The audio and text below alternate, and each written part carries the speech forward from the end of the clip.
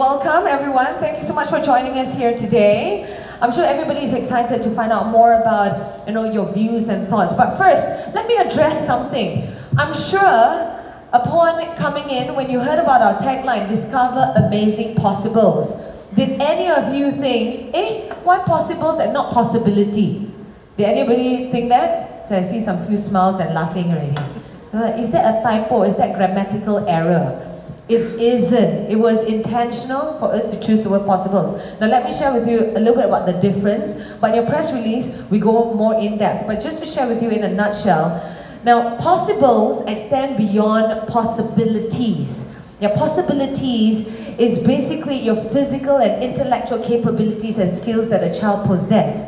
Whereas possibles is the unrestricted, unlimited potential opportunities that the child can realize and possess in life. So that is the difference, So we choose possibles because that is the unlimited possibilities that a child can possess. And this is what we're going to talk about, Discover Amazing Possibles. And perhaps we'll start with you first.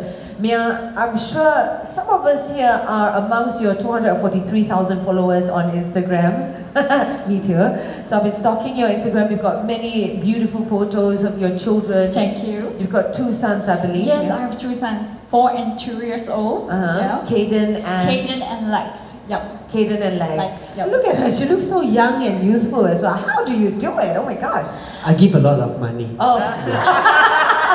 No lah, kidding. I mean, I like he gave me a lot of time to dress up myself. Time is money. Yeah. So you must be a very supportive husband as well, I'm sure. Because happy wife, happy life. That's right. Right. How do we find such an exemplary husband like this? Guys, watch and learn. Take notes. Okay, so do tell us about your experience bringing up 2 sons. How did you feel when your children discovered Amazing Possibles, went through their first milestones, the second and third? Do you remember the joy and how you felt? And what was the milestones? Yes, I do remember clearly in my mind. I think the first amazing possible was Kaden speaking in full sentence.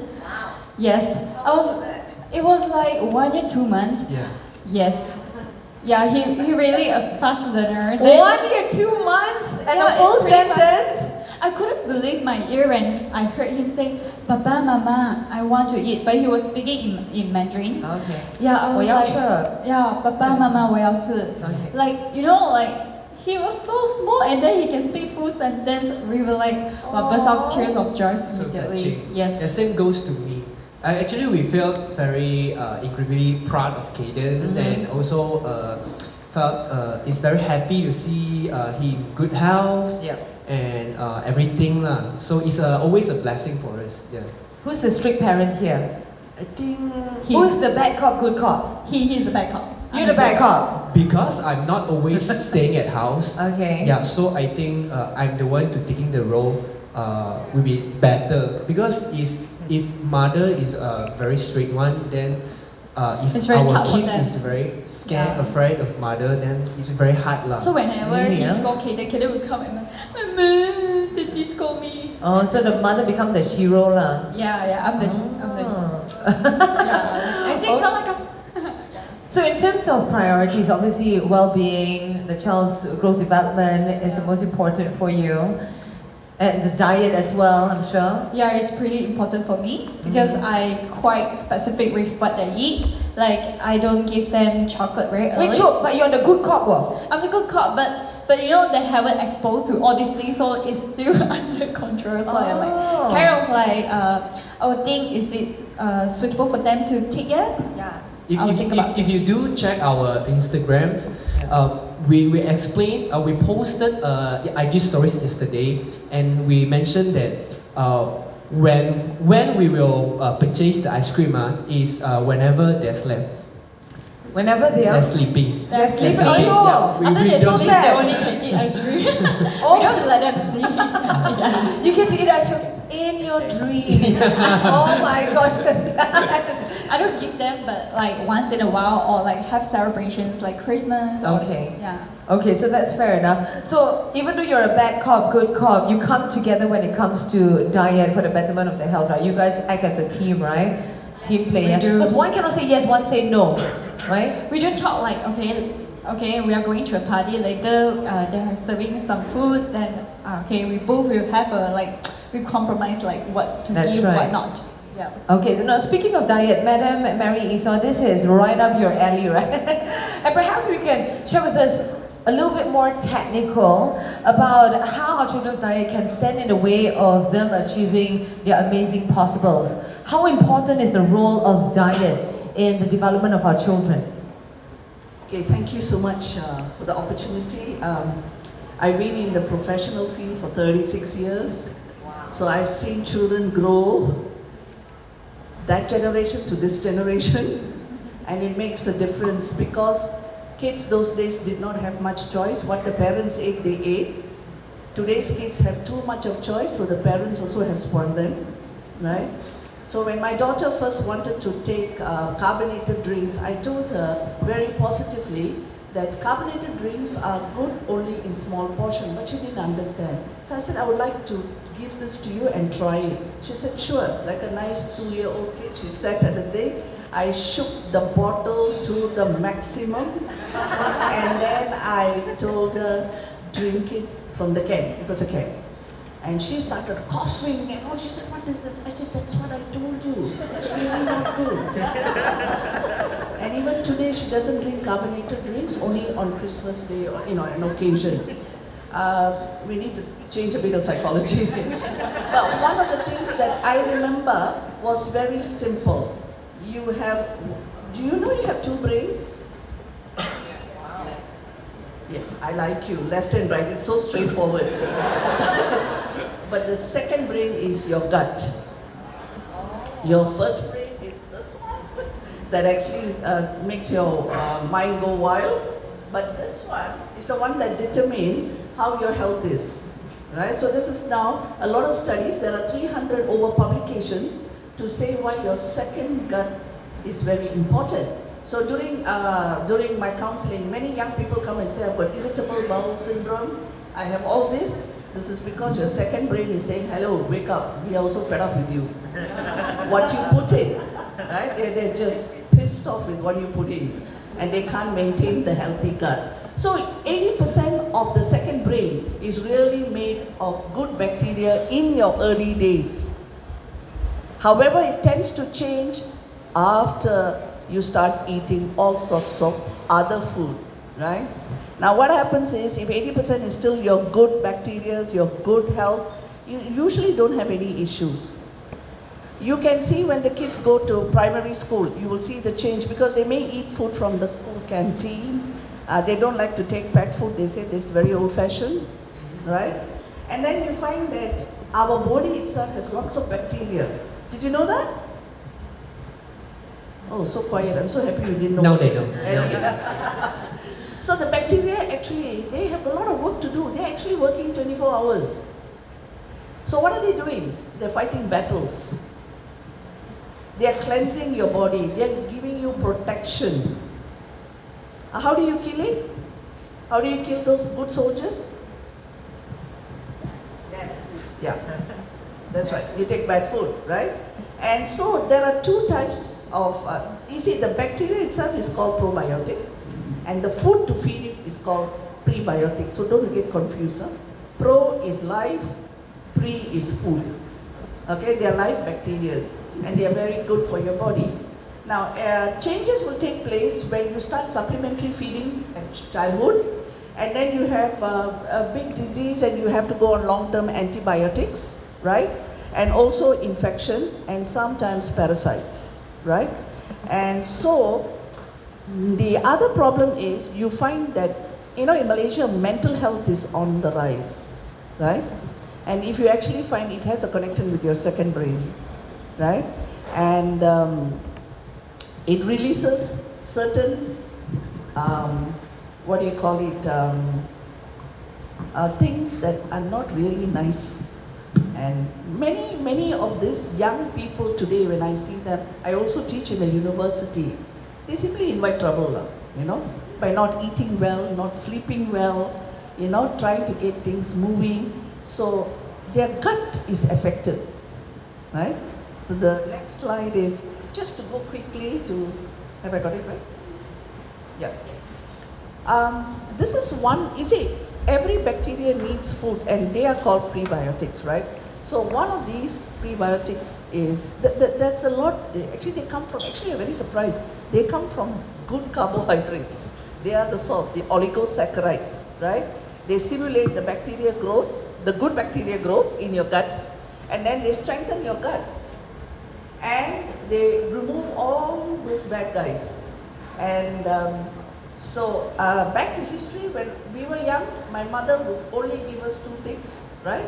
Every day 1 cup of yogurt. There is nothing saying no yogurt, and a banana with it. Oh my God, I remember every day it was standard. But fortunately, when we were in school, we never felt sick compared to my friends. And the other thing is, it's of course, it's a brand, but I just want to say that she also fed us with cod liver oil, right? These 2 were standard every day until we reached Form 5. And none of us felt sick. And everybody asked my mother, you don't need nutrition now, just give them the bacteria from the yogurt. So that's how we actually found that we were very different from our friends, okay? So what's the difference between all this? You see, the prebiotics, they are the food, they are non-living, they are non-digestible, they're very strong guys, right? And they are fiber or carbohydrate, and fiber actually cleanses all your internal system. How does it come? From your fruits and vegetables. You need brooms for your body, excuse me. You need vacuums now, not brooms. Brooms won't work anymore. The way we are eating, we need powerful vacuums, yeah? And then prebiotics forms their role by nourishing the live bacteria, to keep the live bacteria. And probiotics, they are the guys who are doing the job, but they're very fragile. They're vulnerable to heat and they can be killed over the time if you're not careful, right? And so we have a lot of examples of probiotics which is incorporated in milk, in food, and in, not in processed food, but mostly like yogurt, and things like that. So what is the diet for optimal child development? So I told you, right, I have already seen 61 years of my life with 36 years of experience. The early mothers were very easy to handle. The modern mothers are, whoa, not easy, not easy. You see, can I share the joke that you had about the drinks? See, there was a child who came to see Katyana, and the parents were saying, no, I brought my child well, no sugar, nothing. No junk food. Yes. And then, what happened? Sorry to take over, but the main concern was that the parents were noticing that the child, who was a 5-year-old boy, was very hyperactive. And so they brought him in under concerns it was attention deficit hyperactivity disorder, or ADHD, right? So from having a lot of experience dealing with Madam Mary, diet is often something that even psychologists we have to ask, because even though psychology is what a lot of people think is like a mental, not really real condition, psychological occurrences are 100% affected by your body. And so the first thing I asked the parents was, what is your child eating? And they were very adamant, good diet, I don't give them any processed sugar and that kind of thing. And finally, she asked the question, oh, my son drinks 6 glasses of carbonated drinks. Oh my God. So the boy does not like to drink water. So the mom was just like, oh, well, there's one little issue. He doesn't like to drink any water, so we let him drink Coke. Oh, and I said, how many glasses is he having a day? About 6. And then I said, but you said there's no sugar. Oh, but it's Coke. That went with a 0, is it? Like, oh, 0. Oh my gosh. No, yeah, but this was eye-opening, because again, then I had to have a conversation with mom about how it's not just the sugar in carbonated drinks, it's the caffeine, which children's bodies are not programmed to process. So yeah, I told Madam Mary this story earlier, and we had a little mutual eye roll moment. But yeah. So the modern parents, I would like to start with knowledge and food. the knowledge is kind of limited to what they have to hear and do it.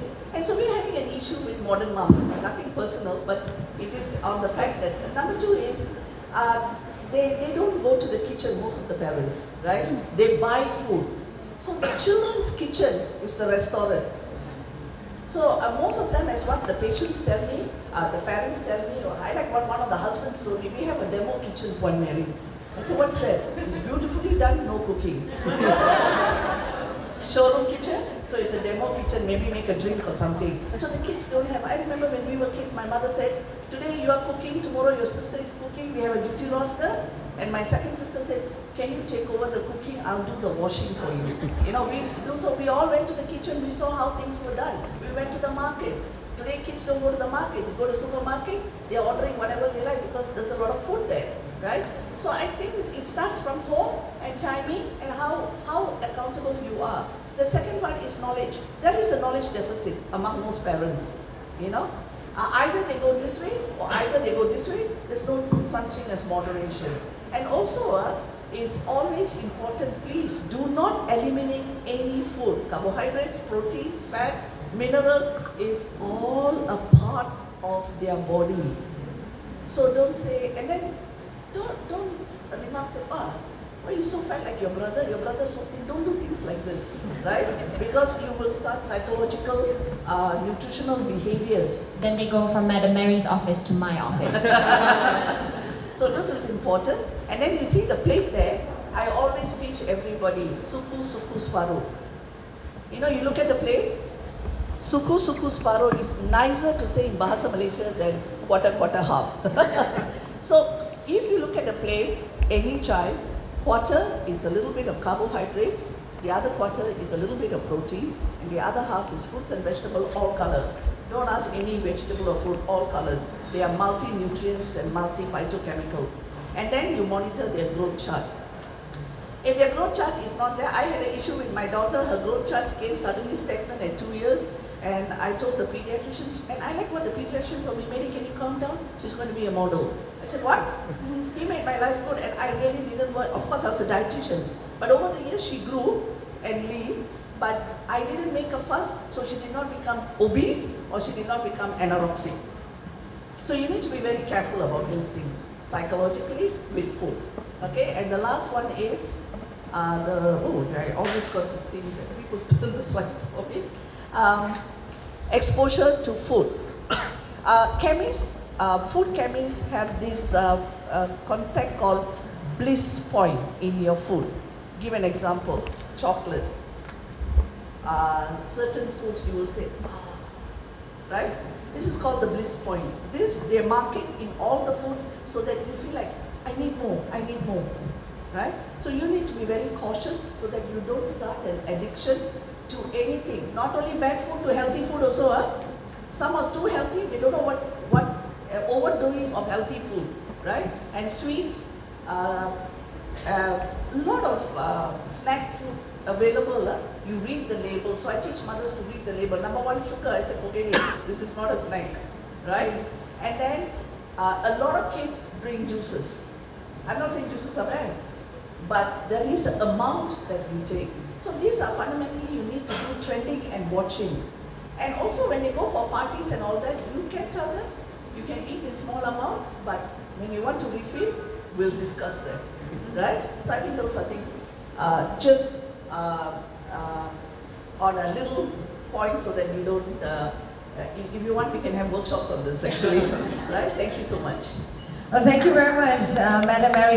You know, I'm curious to know, you know, the different types of food, right? You were talking about introducing, you know, like let's say chocolates and sweets and candies as well. Would it affect different children differently? Because I could see one child consuming the same food as the other child, but one goes crazy, as in, you know, hyperactive, and the other one is okay. Like you mentioned, your child not exposed to sugar much, but He did, but he's the one that like same, they eat both same, but my son is very okay one. He Yeah, he's won't go okay. cranky or hyperactive. He's quite okay. whereas I will see my son, he might have a sugar crash and there's a lull, you know, he might get tired after a while, he goes active and then he goes down. So it affects children differently, the diet. Is that true?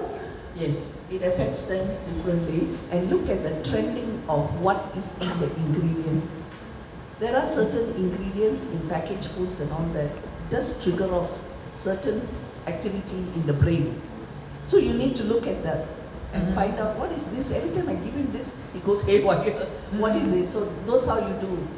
Because many years ago it was not a problem. It's either vegetable, rice, chicken. Now the chicken also come differently. Rice also come differently. You understand? So you need to read the packaging and see what are the added chemicals or preservatives that can have an effect. Okay. And also, Katiana, you were mentioning that many a times when you meet parents or you meet clients, right, you do ask about the food intake of the children because it's 100% directly linked to the psychological aspect, the growth, the development, so mental, physical, spiritual, and perhaps every aspect. So perhaps you can share with us more about, the role of and the importance of diet, a good diet in the growth and development of a child. So, I'm so glad that Madam Mary had actually talked about encouraging parents not to omit foods from a children's diet. Reason being is that when a child is from the day that they enter this earth at infancy up until they're 5 years old, they're doing a massive amount of growing. Now, research has shown that they do up to 90% of their development within those first 5 years. And then for the rest of their life, it's a very slow 10% that kind of comes in, right? So for the first 5 years of a child's life, it's kind of like construction. There's a lot of structures that need to get refined, there's a lot of skills that need to get worked on, and so diet plays a significant role within those first 5 years. If you are not giving your child a healthy diet within the first 5 years, you are essentially setting up sort of the precedents for all the types of issues that they might have later on in life. And so today I'd like to talk a little bit about the milestones that we as clinicians look for in determining whether your child is growing the way that they should be. And so when I speak to a lot of parents, they seem to think that child development only talks about, is my child tall enough, overweight, underweight. It's a very physical type of development that parents are aware of. But when we look at child development, there's essentially 5 regions or 5 areas that we look at separate from physical development. So your child might be meeting all of the growth and health milestones, which is wonderful, but they also need to meet these 5 areas that's kind of listed out on the screens closest to you. So the first thing is what we call gross motor. So gross motor skills refer to sort of what I like to tell parents, big movements, things like running, walking, balance, things like that. Then we move on to fine motor, which refers to sort of the more fiddly type things that you do with your fingers. So things like feeding yourself, dressing yourself, handwriting when they go to school. So it's more fine motor skills. Now, before I go on to the other 3, I do want to touch that I've noticed in practice, I've been working at Pantai for the last 4 years now. I've been a psychologist in Malaysia for almost 9 years. And what I've noticed is that fine motor skills is something that's developing quite slowly within Malaysian children. And don't quote me on this is not scientific research, but I do believe a big part of it is because the #1 item that children nowadays within that age bracket is being exposed to only involves this. Right? So a lot of young kids are being exposed to phones, tablets, iPads, and then we also have the supplementary issue of the fact that a lot of kids live with caretakers or grandparents or even parents who help them dress themselves, feed themselves. So they're reaching physical independence a lot later. So for example, we will go through it shortly, but some of the milestones are whether or not your child can dress him or herself independently. And I have children as old as 5 and 6 who don't, who need help with buttons and shoelaces and zippers. And when I ask the parents, they said that they can't or that they don't have an opportunity. And a lot of parents, quite shamefully admit that, it's just that we're rushing in the morning, so it's just easier to just zip them up and do it for them. And so a lot of kids are not learning how to acquire these skills. So fine motor skill is a concern. Next, we move on to speech and language, which I think is probably the most common concern that parents come to me for. Why is my child not speaking? So I wanted to applaud, I was actually applauding over here that Caden started speaking full sentences. We actually don't really teach him how to talk. So he's obviously So he's naturally genius. Yes, naturally. No, it's like he very good in speaking. Yeah. Like even though when he were in school, he didn't know any English, but it's an English school. Yeah. So when we first had him, we were so worried that he cannot communicate. Yeah. So the teacher is the translator for him. He will ask the teacher, "Can you translate this for me? I don't understand what my friend said." Yeah. So the teacher will translate for him. After 2 months, he picked up the language and he's able to communicate with his friends. Yeah, so that's also something that's really important, is that if you're exposing your child to normal patterns of speech, it helps build upon their development, right? And so one of the advice that I often give parents when they have a child who's maybe not speaking as quickly in comparison is I always encourage the parents to put them in some type of social setting, whether it's a playgroup, a school, whatever it is you have access to. Reason being is I tell parents, it's kind of like we're on holiday. So imagine if you went on holiday to a European country or some country where you don't speak the language. If you had a translator who told you what the names of everything was and spoke to the locals for you, you probably wouldn't have learned an ounce of that language during your time there. But if you were dumped there without help, I give you a week and you'll probably have some basic sentences there. Because we as human beings, we're not motivated if we don't have to. So a lot of kids, especially I think now in this generation, a lot of kids stay at home until they have to go to school. And at home, they're the only child, at the very most they have a sibling, but they are surrounded by people who understand that means get me that cookie. Right? So they are not being motivated to say, "Mommy, Daddy, can I have a cookie please?" Because all they have to do is this.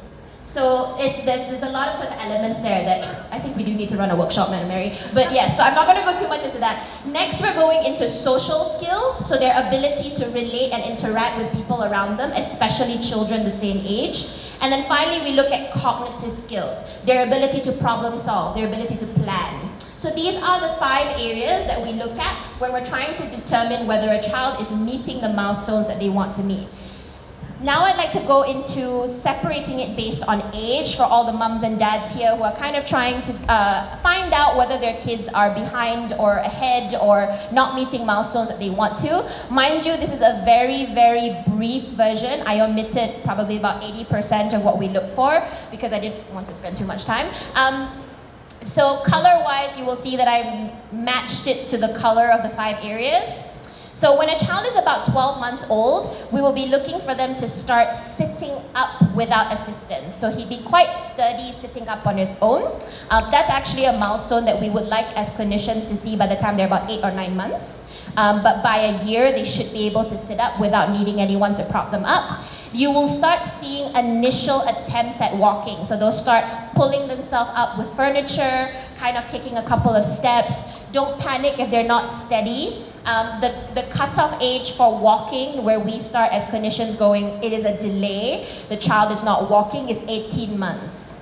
So 18 months is when we start to worry as clinicians. So if you have a child who's at 18 months not walking yet, do get some support there. But by 1, they should be starting to make attempts and being a bit unstable. Then you will start seeing pincer grip. So this is fine motor. So you can see how the iPads and the tablets would start causing some issues because we would want children to essentially start doing this. So grip that involves the 2 fingers, so what we call pincer grip. So being able to pick up cereal with 2 fingers, being able to pick up toys with 2 fingers, or even clothes, things like that. So you would see this movement, which a tablet does not encourage, right? So this is the fine motor skills we will start seeing at 12 months. They will also start to respond to simple verbal instructions, nothing too complicated, like bring mommy that, bring mommy that. If he was playing with a ball, bring mommy ball. Something very simple. Nothing multi-step, nothing too complicated.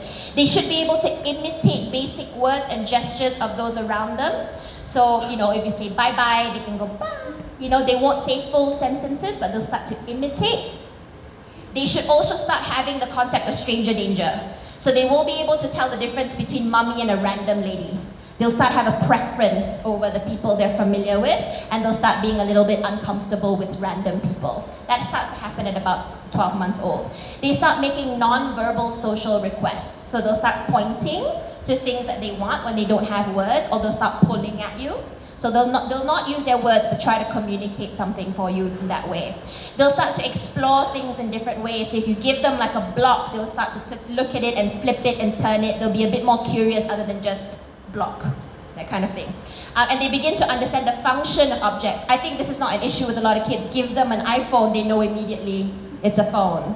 they're not questioning it. But they do know that phones are to do a certain thing, spoons are to feed. They do know that objects have a function, even if they can't do it independently, okay? So that's what a 1-year-old ideally should look like. Now, a 2-year-old will now, as we talked about, be quite steady on their feet, is now starting to run, right? So a lot of parents will start going, oh, when they hit 2, the terrible 2s, right? So they'll start to run. They require little assistance climbing stairs and furniture. So they might be a little bit unsteady, but they do start exploring stairs and things like that. They will be able to copy straight lines and circles if you give them a crayon. They won't be holding the pen like all of us do.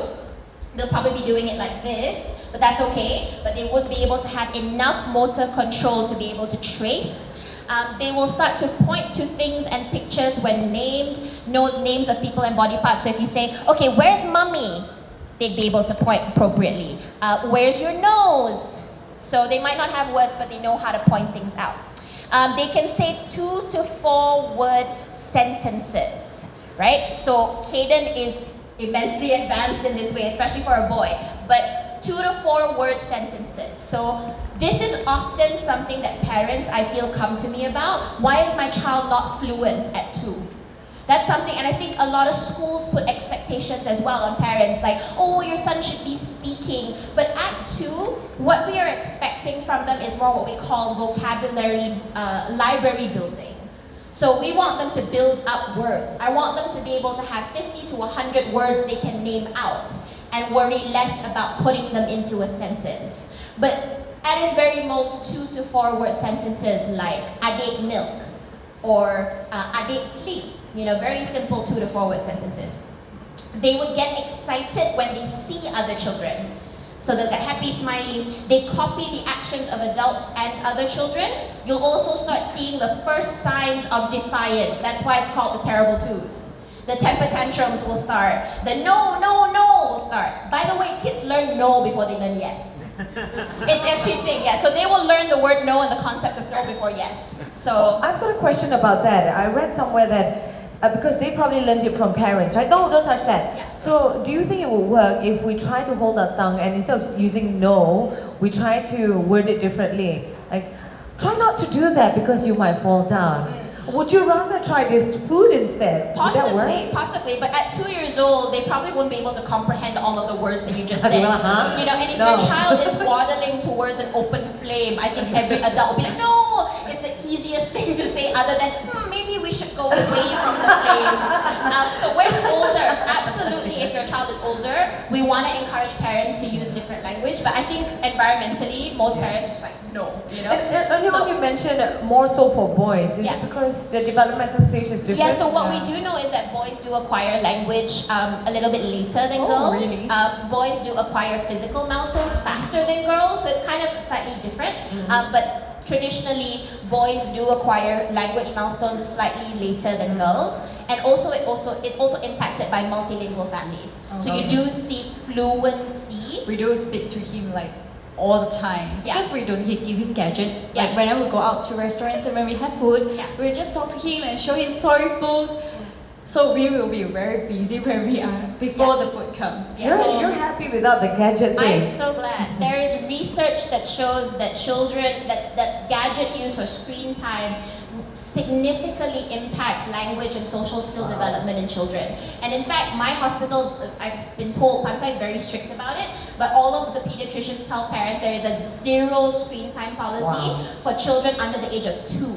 Oh my gosh, look at all the guilty faces. So they shouldn't even be getting TV. I'm not talking even about tablets, but we're talking about no access to screen time before the age of 2. And the guidelines that we've been told by the US and the UK, what we're being told also is that children up until the age of 5 should only get 1 hour maximum a day. And I think that, most of my clients, kids are getting 4, 5, 6 hours already at the age of 3 years old. That's right. So I just wanted to add on, by the time she was saying 1, at the age of 1, the children should be able to sit at the family table and eat together. Because most of them go and feed the child differently. So they think they are different. So they sit in there. So one of the mothers told me, oh, the whole place is messy. It's not. You just put a newspaper down. And Yeah, true. I have the same problem. My parents like, can you just feed him because he's messing around? I was like, we have to give him opportunity to eat by himself. He have to practice And to they make it perfect. pick it up. Yeah. So that is what we call, they pick it up, they put it in the mouth, and then they will show you some reaction. When they show the reaction, your face is calm. Don't say you don't like it, finish. They know, okay, mommy and daddy says the same thing. They kind of figure it out. So sit together, eat, mess it up, it's okay, just clean it up. Yeah. So you should start at 1. Yeah, it should start as early as possible. And so I think, later on we'll probably talk a little bit about this, but, since we're talking about food, a positive relationship with food needs to start really early. So, like Ms. Madam Mary was saying, parents are not cooking with their kids anymore. Kids are not being allowed to explore food. I've spoken about this a lot. A lot of parents can come to me and say, oh, my child doesn't want to eat fruits or vegetables. But then when I ask, what types of fruits and vegetables do you have at home? And they say, well, we don't eat fruits and vegetables either, so we don't buy the groceries. And you're expecting a toddler to go to the supermarket and buy groceries? So the positive relationship with food starts from as young as possible, right? So if you are giving your child a cucumber, when they're old enough to chew, then that is something that they're going to be exposed to versus like me, who is, 30-something and I don't like cucumbers because I didn't eat it as a child. So that's kind of the type of things that you have to encourage from a very young age. So this is kind of the age where we start seeing a lot more of a social component with your kids. So they'll, start saying no, they're more interested in other children, they play make-believe games. So with the girls, it's like masak-masak, with boys, it's playing with, robbers and Avengers or whatever. And they can start following 2-step instructions. Like, adik, bring mommy the ball and the cup. So 2-step instructions, okay? Then we move on to 3 years old. So this child would be able to run very easily. So on his feet, you will see him very, very steady. He won't be wobbling or tripping anymore. Climbs and walks up and down stairs very well. He's able to turn pages on a book and handle doors. He knows how to work the buttons and the levers and the doors on all the toy cars and things like that, the moving parts of a toy. He will know his name. And if you ask, he should be able to answer along with how old he is and sometimes, am I a boy or am I a girl? So very basic stuff. He should be able to carry a conversation using 2 to 3 sentences. So it's less monosyllabic. But again, when it comes to language, I say to parents in Asia, take it with a pinch of salt because, in Malaysia, we are multilingual. They can show a wide range of emotions, meaning smile, cry, that sort of thing. They can dress themselves, again, something we should be focusing on at 3 years old. They can begin to understand the concept of numbers, like if you ask them, how many cookies do you want? 1, 2, that kind of thing with their fingers. And they can play make-believe again. At 4 years old, they start showing signs of balance, so they can hop on one foot or put their foot up and balance on the other. They can catch a ball most of the time that you throw at them, so hand-eye coordination starts becoming a thing. They can feed themselves with cutlery effectively. Even though they might not be able to use scissors and knives and things like that, but if they're pre-cut, they should be able to know how to feed themselves. They know how to use scissors, or at least trying to. They know the basic rules of grammar, like past tense or present tense in some kids, he, she, that kind of thing. They can tell stories about what they did at school or what they saw on TV. They become a lot more interactive.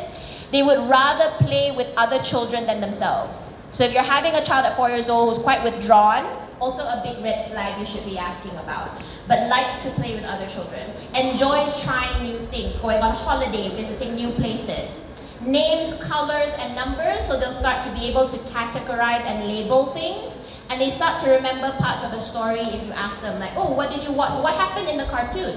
What happened today at the mall? They should be able to describe it. And finally, what happens by the time they're 5? They should be toilet trained. They should no longer be using diapers, right? So they should be toilet trained by the time they're 5. They should be able to know how to swing and climb. They can feed themselves almost 100% independently. They have more control for handwriting. They can speak pretty eloquently. They start looking like a little adult, basically.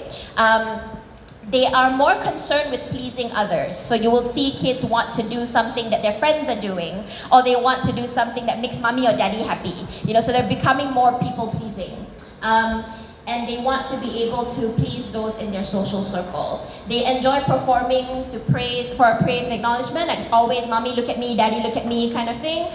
They know the difference between what is imaginary and what is real. They should be able to count over 10, and they know about the concept of money and food and things like that. So if they want to go to the toy store, they know they need money from mom and dad to do it.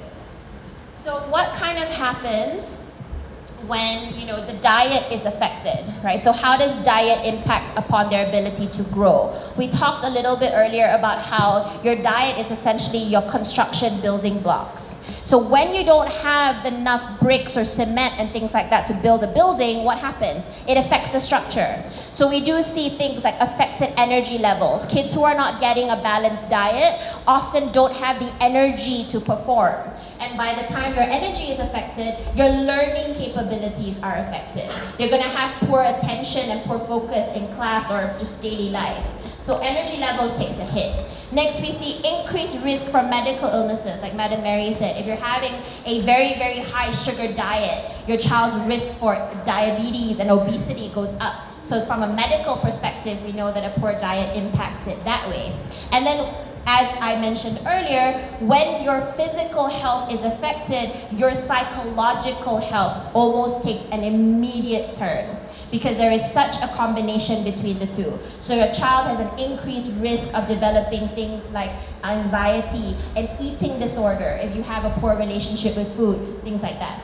And then of course it impacts learning capabilities because of the energy. So these are just some of the things that we look at when we're talking about children who don't have the right nutrition in their development. All right, fantastic. Thank you so much. And that was 80% lesser than what you would normally explain, right? Well, thank you very much. I know some of you may have questions, but later on, after today's program, I'm sure you can approach any one of our speakers and they'll be more than happy to answer any questions that you may have. Perhaps one last question for each of you. Now, earlier on you told me that your children have been taking NANKID OPTIPRO for quite a while now. 1 year old. I see. And so, any feedback about that? You know, how have their growth development been? Any positive effects? Well, initially, like what I told you when we met, when we planned to send him to play school, we were so worried because you know, when children go to play school, they tend to get sick more. But thankfully, he didn't. He's very good health, and then he's strong also. So yeah, I think well, NANKID OPTIPRO did like help us to keep him in good health. Yeah. Any recent amazing possibles that he has achieved? So Well, there's a lot of amazing possibles. Of course, we will like. it's all on your Instagram. But there are many moments that I didn't show because there are time we together like impossible. I take my phone line to snap it all the time. But there's a lot like when I see Miss Katyana like the age of 5, they are enjoy performing. But my son, age of 3, last year, they have the school concert. Yeah, he quite enjoy the performing among the whole gang. Like everyone just like chill. Then the song is about a kung fu Chinese song. Then he's the one who only like Hop. Wow, so We were so amazed. yeah. Really. it's above average, huh? And he know how to keep the secret.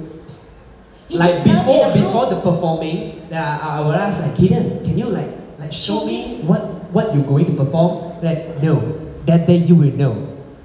So we're like, oh, okay. Because he really What else cheeky. can he be hiding from you?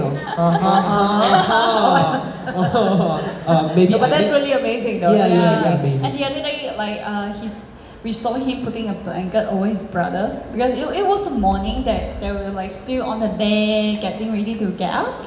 Then he was like that. The brother was sleeping. Then he put a blanket over his brother and then kissed him on the forehead. Wow. Like we were like, wow, so touching, like so heartwarming. I'm Yeah. sure it's also a lot of factors actually. Good diet, good upbringing, good examples from the parents as well. And by the way, speaking to Joe earlier on, all parents must listen, okay? Not only the kid comes to the table and eat together, but before anybody eats, the children must invite the parents, please, Papa, Mama, eat first. Like that, you know. So it's not just about the children eating and just feeding himself. No, this one must have manners as well and invite adults to eat first. So you guys are obviously doing it right.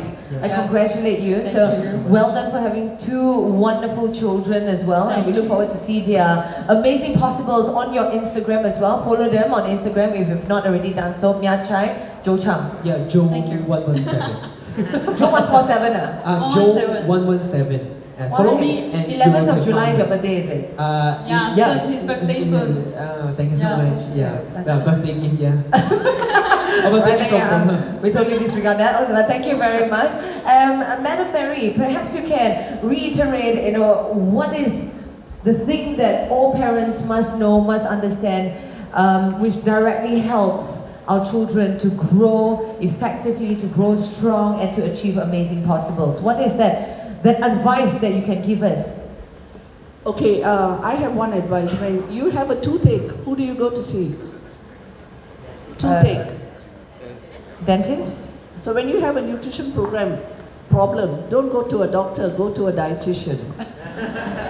Because the dietitians are the experts, right? Many of you go to the doctors and they have their own concept. I honor my colleagues, but they are not the dietitians. Now, if you had a pediatric problem, you wouldn't see a dietitian. How could I help you? You have a cardiac problem, you see a cardiologist, you don't see me. So you need to get this right. If you have a nutrition issue and you think something is not right, number one, ask the doctor, I want to see the dietitian. Okay? Number two, don't be very casue about your kids. Huh? And I'm telling you, why I'm saying that is, I teach students now. And I watch these students, they are all my daughter's age. Now I know why my daughter is different. One of the things I wanted to teach my daughter is Mandarin. And to become a perfect person to speak, so that when somebody hears her, they know she is, you know, a Chinese. So I gave her conditioning tuition and I told the lecturer, I don't know what you do. This girl must be able to speak in Beijing conference in pure Mandarin that nobody knows. And you know, it developed her very. One day she asked me, why did you teach me this language? You know what she tells me now, 19 years? That's why I'm telling you, be wise. She said, thank God you taught me I can survive in Asia. And my friends in the US, they pay 1,000 to 2,000 ringgit a month to learn Mandarin. And you know what she did in college? All these kids who came from Beijing, they didn't know English. And you know what she said? I'll give you the tuition. I know both the language. And she became an entrepreneur. So I'm very proud of her actually in that way. So let your children go beyond. Don't tell them this is bad, this food is not good, that food is not good. Don't start this thing. Or one type of food and you show that you only eat that kind. For example, I was only taught food in Indian community because I'm an Indian. But when I went to India, when I was doing my degree, I had to work in the slums. When I looked at the slums food, I told my mother, thank God you gave me good food. Because the slums food was different. Did I adapt to it? Yes. Right? So children should adapt to different situations, not that very good environment of the home. This is the food that we give. Oh, cannot eat this, cannot eat that. Then you make the child a bit annoyed. And they will say, since they didn't allow it, I'll try it at the back. So don't do this kind of things. And make sure that, as what just now Katyana said, the milestones are there, they're eating well. A bit naughty, yes, you know, but just let them enjoy the childhood. This is what is missing. So much so the kids have got short circuit SMS now, no childhood. We had good childhood. Yeah, so just enjoy with them, don't fuss unnecessarily. Yeah, I remember at one of the tables somebody said, you must eat this is very expensive, must finish it. I said, who said so? And then the children feel guilty, they don't eat it, so they eat. You know what I mean? So just be normal, don't be abnormal. Right? That's right, don't limit their possibles, right? And don't overthink, don't over-parent them as well. Let them explore. Every parent, every child is different as well. So let them be their fullest potential. Perhaps last words, Ms. Katyana, regarding diet, regarding growth development, what can you give us? I think at the end of the day, the same advice I give to all parents. You know, even though we come up here and we, make jokes about what you shouldn't do, what you should do, we do appreciate that all children come into this earth with no user manual, as much as we would have liked them to. It is all a learning process for us as adults. I don't have kids of my own, but I have about 250 kids under my roster, so they're all my kids. And so I know that it is a very, very daunting task for parents making decisions about what is best and what is not. But the thing I always tell parents is that, kids have very basic needs. It's shelter, love, and all of the things that come in with surviving, like having roof over your head, clothes, food. Mind you that tablets are not listed in there. So what kids need to survive are a lot easier and a lot simpler than you think. So start there, and if you do have any questions and if you do have any concerns, there are so many resources now available in Malaysia that allow you to just come in, make an appointment, speak to someone who can put you on the right track, dietetics, psychology, pediatrics, all of that. And just kind of go there. So I guess I'm kind of resonating what Madam Mary said. Kind of cut yourself some slack, and then kind of see how you go, and your kid will figure it out. We all did, so.